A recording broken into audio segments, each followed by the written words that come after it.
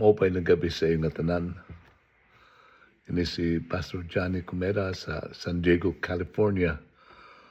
On behalf of Ningning and my Kumera family, entire Kumera clan, our heartfelt condolences to the family of Uncle Pabling for his passing a few weeks ago, to Auntie Heidi, Karen, Honey, Jane Ann, and Isla. Nakikiramay kami sa inyong lahat. Kaupod sa pamilya ni Uncle Pabling, mayroon patikang sa Cebu, iya kapaturan, kasangkayan, ngan aton kabugtuan, didakan Kristo sa CCBC Katarman. Again, our heartfelt condolences. Kaya nag-record din sa San Diego. At this writing is about alas 2 ng kaagahon, 2:28 a.m. And it's alas 5 na sa iyo. You are 15 hours ahead. Ahead kayo ng 15 hours. And ningning could not join me kasi may dahil siya Bible study in 2 hours. Alas 4 kaagahon. Every Thursday din sa States. Mayroon siya Bible study. Thursday din sa Japan, mga women's group niya sa Iwakuni, Japan. Every 4 p.m. din kaagahon. Alas 8 man ditong gabi. Kaya, sorry, I'm really sorry. She can't join me. But tonight, I have mixed emotions. May dakduha nga gimbabati.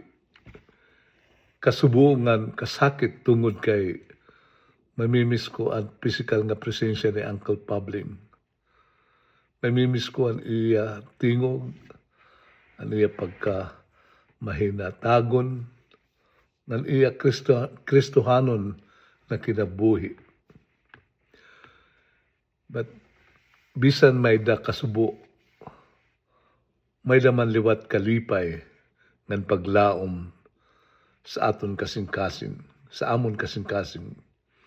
Kay maaram kita nga, yana, ada na siya sa presensya san Ginoo. Sugad si ring Apostle Pablo sa 2 Corinthians. To be absent from the body is to be present with the Lord. Bisan nagtatangis kita yan na, diri kita waray paglaom. Nagpapasalamat kita sa Ginoo para sa kinabuhi ni Uncle Pabling nga maupay nga ehemplo na iya gimbilin sa aton nga tanan. Adto yan na siya sa gisisiring nila, land of no more. No more death, no more tears, no more pain. Waraan na mahal na gasolina nga diesel. No more cancers, no more hospitals. No more wars, waray na gera, waray na corruption. But happiness in God's presence and with His heavenly host. Sa iyong butang nga diri ko good makalimtan, amo ang una ko pagkita kan Uncle Pabling nga Auntie Heidi. Dito sa Era Kasal in 1978. I was 20 years old. Sa amon balay, we're honored to have the reception sa amon balay di Katarman. I think my late parents, dad and mom, ninong-ninang nila Uncle Pabling. Nakita ko ang ira kalipay, pagkasinsero, ng paghigugmaay sa isa't isa. I'd just like to tell you that even before they gave their lives to Christ, before they became Christians, before they received Christ as their Lord and Savior, nakita ko na good ang era pagkabuutan. Sabi nga namin, mas Kristohanong pa sila sa mga kilala namon na nag-claim born again. Si Auntie Heidi, isa sa Uncle Pabling, era one character trait or one of the things na hindi ko makakalimtan ng lira pagkabuutan, pagiging hospitable. Saka si Uncle Pabling sa wala pa sasakyan, ginpapahuram niyan iya motorcycle. Biskan wala stand, maghanap ka lasing sa sandigan sa motorcycle niya. Kung inabot ka na sa imong kakadtuon. Anira balay permi abrido para sa mga bisita nga nangangailangan. Permi na sira nagpapakuy, short term or long term sa era balay sadto. Bistan nga na damo naka-eksperyensya sa era pagkabuutan ng pagka maibihon. Anira balay abrido permi para sa mga tao na nanginginahanglan simbulig, pagkaon, pagampo, ubisang pagliawla. Diri sira madamot sa era panahon. Ira good ibibless ang mga tao ginhatag hira sa Ginoo, ginahatag lot nira sa iba. And we saw how the Lord blessed their family with 4 beautiful daughters, all successful in their respective careers. Karen is a successful accountant, and the 3 others overseas, Honey Isla Jane Ann. Ang ngaran nga gastador usahay ginagamit sa negatibo na kahulugan. Pareho sin tawo nga waray pagpugong sa paggastos ng kwarta. Pero kung hunahunaon naton ang kinabuhi ni Uncle Pabling Auntie Heidi, ibago din ira pagiging gastador. Gastador sira, pero diri sa era kalugaringon, gastador sira sa oras, kusog, gugma, ng kwarta, base makabulig sa mga nangangailangan. They spent so much of their time, efforts, resources, home, para sa iba. Si Uncle Pabling sayo liwat nga sa mga bungahan sa amon buruhaton sa Ginoo sa na naging sayo sa mga leaders sa at CCBC Katarman. Sa amon gintukod nga gintanom na church dito sa Samar. Matinumanon siya sa pag-alagad sa Ginoo nga parigon ang kabugtuan sa pagtuo.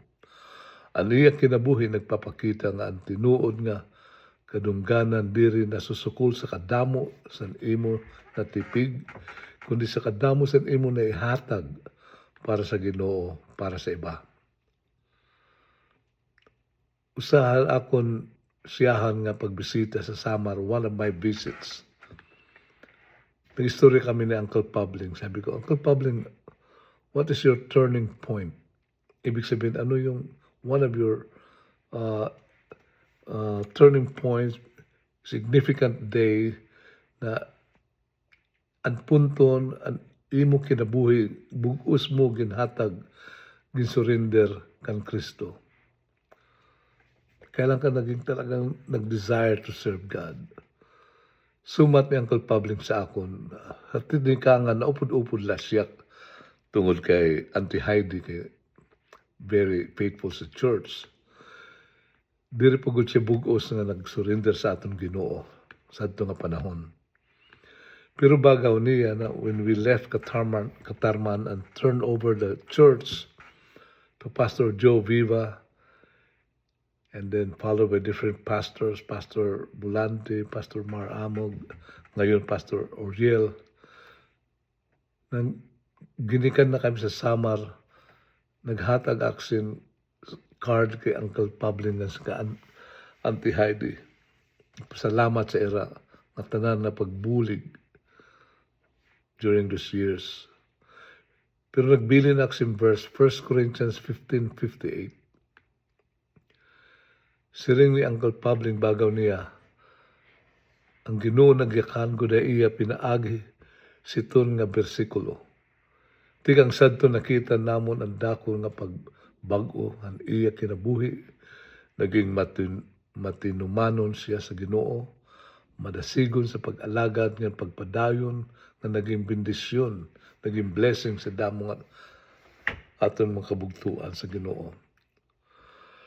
Ang iya kinabuhi sayo na pamatuod nga ang pulong sa Dios may gahom pagbag-o sa kasing-kasing ng pag-iya sa tao ngadto sa bug-os nga pag-surrender kang Kristo.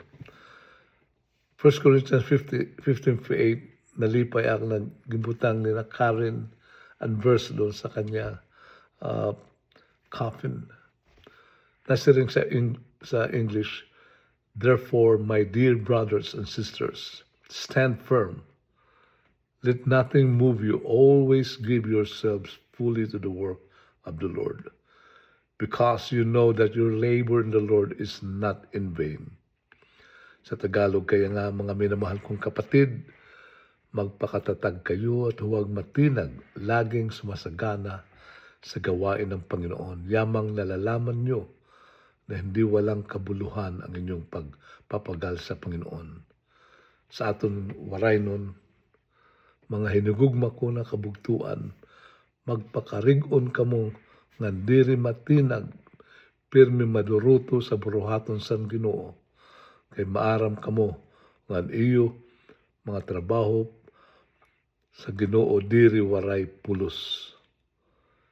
Ini nga bersikulo sugad good hulagwayhan kinabuhi ng culpabling. Siring nga diri perpekto, pero matinumanon siya. Padayon siya, pag-alagad, pagigugmang, at pagbulig, tubtub sa katapusan. Yan na, kung magbabagawla si Uncle Pabling, karuya gud niya, nga tanan makaupo doon sa land of no more. He would love to see you there too. Kay makaradlok, one of the verse that scared me in Matthew 7, I think 23 to 24, nasa rin Ginoo, many will say to me, Lord, Lord, pagdating sa pag-judgment, we believe on God, sa sinasabi sa Mass, Christ has died, Christ is risen, Christ will come again to judge the living and the dead. Pag nagtindog na kito na sa harap ng Ginoo, Jesus said, many damo masiring, Lord, Lord, nagsisimba manak, nagbihatag manak sa akong tithes and offering. And Jesus said, I don't know you. Depart from me. Makaradok doon. Kaya gusto ni Uncle Pabling makaupod ka mo sa land of no more. May dasad to pasyente na I was still active duty sa US Navy chaplain in Virginia. Bagaw sa Kristang Mariners, I think Master Sergeant with cancer, sabi niya, Chaplain Kumera, I'm not afraid to die. What I'm afraid of is where am I going after I die? Makainak kung ako mamatay. Saan makatun ating kaluluwa? Tulo lang yung share ko sa kanya. Alam mo, sa Master Sergeant, parigalat kita. For many years, diriluwatak maaram. I didn't know if I died, I don't know where I was going until somebody shared with me about eternal life. I shared ABC to salvation. Isi-share ko luwat sa iyo. Yan na, kung di pa kam sigurado, have you come to the place in your spiritual life where you know for certain if you were to die, you're going to heaven. If not, i-share ko sa Master Sergeant who was dying of cancer. A, accept your sinner. Karauto natin na tayo nagkasala. Romans 3:23, all have sinned, lahat nagkasala. But praise God, kahit tayo nagkasala, God so loved the world, He gave His only begotten Son. Whoever believes in Him shall not perish, but shall have eternal life.